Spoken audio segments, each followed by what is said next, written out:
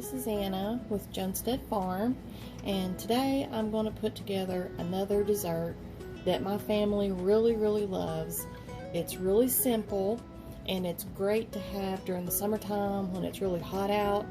In particular, 4th of July, that's tomorrow, and I'm going to be making one of these. It is what my family calls a Jello pie. I didn't necessarily go by any particular recipe for this. I just kind of threw it together 4 or 5 years ago. I have seen similar recipes online, but this is just what I came up with. This is the ingredients that you're going to need. 1 tub of an 8-ounce Cool Whip. I like to use the extra creamy. This is a 9-ounce graham cracker crust. It's 10-inch. I believe this is the one that's a little bit bigger, and it will hold the liquid of the Cool Whip and the Jello better because it does make a lot to put in the pie shell. Going to need 1 cup of hot water. I haven't heated this just yet, but on the Jello box it says 1 cup of hot water and a cup of cold water. Well, you keep the cup of hot water, but you'll use the Cool Whip in place of the cup of cold water. Now, there are numerous flavors that you can use, but my family, they love green apple. And this is really good. Jello brand is still good, but when we found the Jolly Rancher in the Jello, they're great. We love these. Now, this is my family's favorite, and once I finish making this pie, we drizzle it with a little bit of caramel on top, and it is amazing. But today I'm not going to make the green apple. I'm going to save that for when more of my family can be together on a holiday. Today I'm going to do the cherry. This is one of our favorites too. We also love the orange. We've tried pineapple before. That one's good. We've even had the grape Jello, and it was good. Any flavor that your family loves, try it. First thing we're going to do is open our 3-ounce of Jolly Rancher cherry gelatin. And it does have the directions on the top, but we kind of go from that just a little bit, but it's easy. It's just replacing that cup of cold water with the Cool Whip.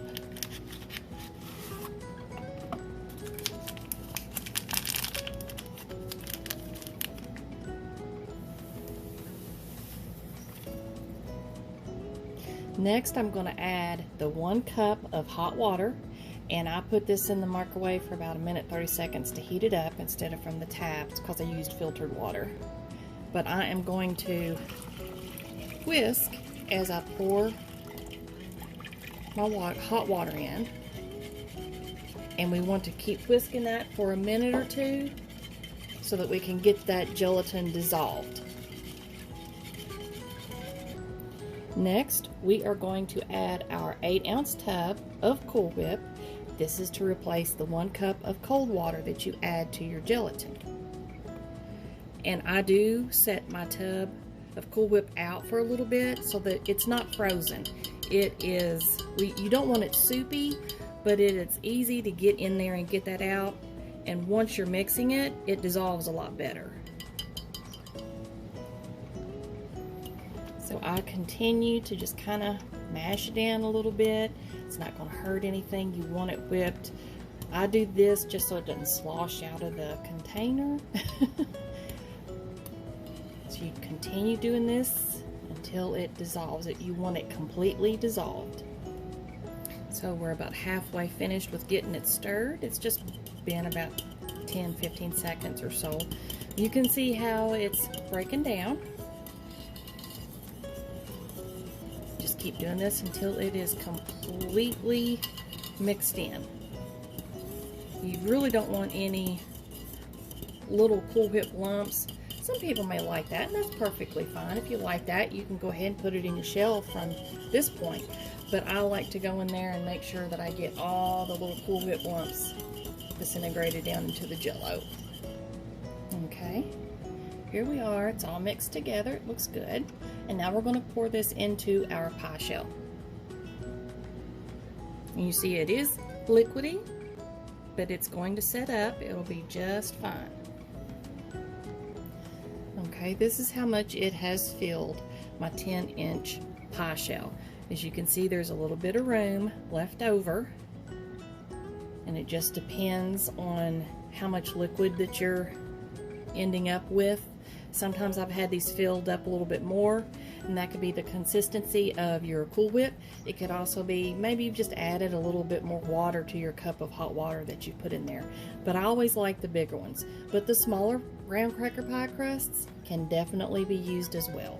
Now we are going to put our top on this and close it up.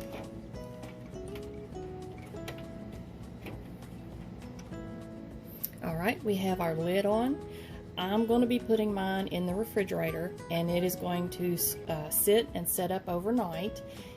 We're not going to have dinner until tomorrow anyway. Today's July 3rd, tomorrow is the 4th, and this is when we'll be eating our Jello pie. If you want it quicker, you can put it in the freezer. Takes a couple of hours maybe, depending on how quick your freezer sets it up. There have been plenty of times that I've just stuck these in the freezer. So into the refrigerator we will go. And it is liquidy, so when you're picking it up, be careful. It might slosh just a little bit, but it will set up for you. Alright everyone, my pie is in the fridge. It's going to set up overnight. Tomorrow is July the 4th. I want to wish everybody a happy July 4th. And I've never had an issue with these pies not setting up because it is Jello.